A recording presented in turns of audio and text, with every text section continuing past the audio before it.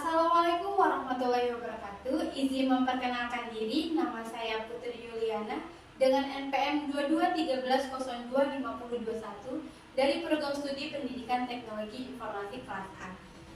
Kali ini saya akan mempresentasikan terkait materi sistem komputer untuk memenuhi mata kuliah multimedia interaktif. Bisa disebut sistem komputer karena digunakan untuk mengolah data, maka harus berbentuk sistem komputer supaya data tersebut itu bisa menghasilkan informasi. Nah, di sini terdapat 3 elemen dari sistem komputer. Yang pertama ada hardware. Hardware ini merupakan perangkat keras yang bisa dilihat secara fisik dan dapat disentuh. Yang kedua ada software, berarti perangkat program yang berisi perintah untuk melaksanakan pengolahan data. Dan yang terakhir ada brainware, merupakan pengguna dari sistem komputer. Ketiga ini merupakan elemen penting bagi sistem komputer. Di sini kita bisa lihat lanjut lebih detailnya lagi. Yang pertama ada hardware. Contoh dari hardware ini, yang pertama ada keyboard, mouse, mikrofon, dan scanner. Dari keempat contoh ini bisa dikatakan alat input karena alat input ini digunakan untuk menginput atau memasukkan data informasi ke komputer. Yang kedua berfungsi sebagai alat prosesor.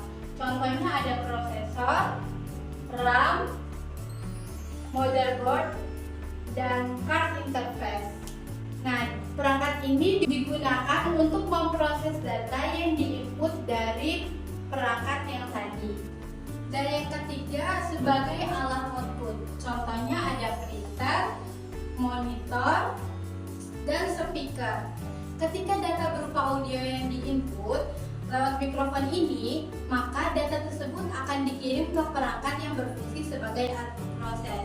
Nah, setelah diproses, nantinya akan dikirimkan alat yang berfungsi sebagai alat output yang dikeluarkan sebagai informasi.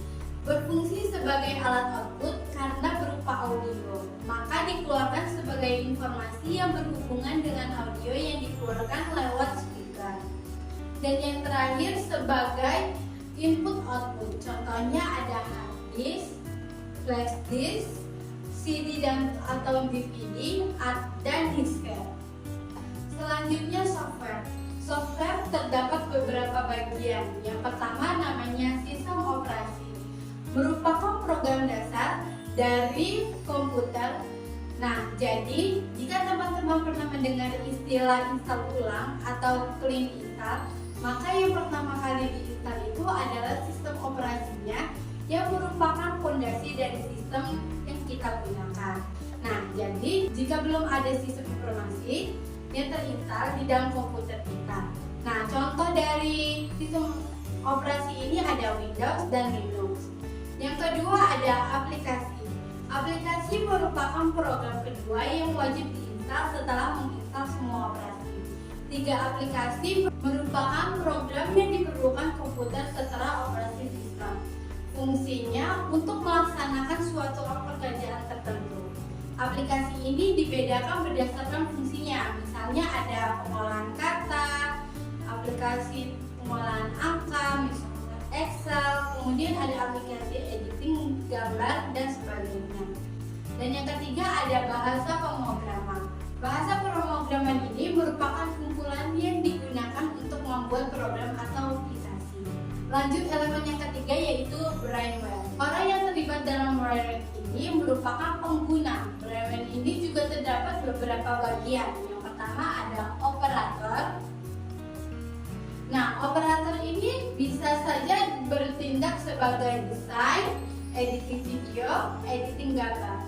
Lalu ada programmer, lalu ada computer engineering. Nah, computer engineering ini dimana bisa menjadi teknisi laptop atau teknisi jaringan. Dan yang terakhir ada sistem analisis. Jadi, brainware ini juga dibedakan berdasarkan kemampuan mereka untuk menggunakan sistem komputer. Dari keempat ini merupakan inti dari brainware. Dari 3 elemen tadi ada software, hardware, dan brainware. Ini harus saling berhubungan dan membentuk satu kesatuan. tanpa adanya software, maka tidak dapat berfungsi sebagaimana mestinya. Sedangkan hardware sudah didukung software, tetapi jika tidak ada brainware atau orang yang mengoperasikan perangkat tersebut, maka tidak akan berjalan. Sekian penjelasan tadi dari saya. Mohon maaf bila ada kesalahan. Saya akhiri. Wassalamualaikum warahmatullahi wabarakatuh.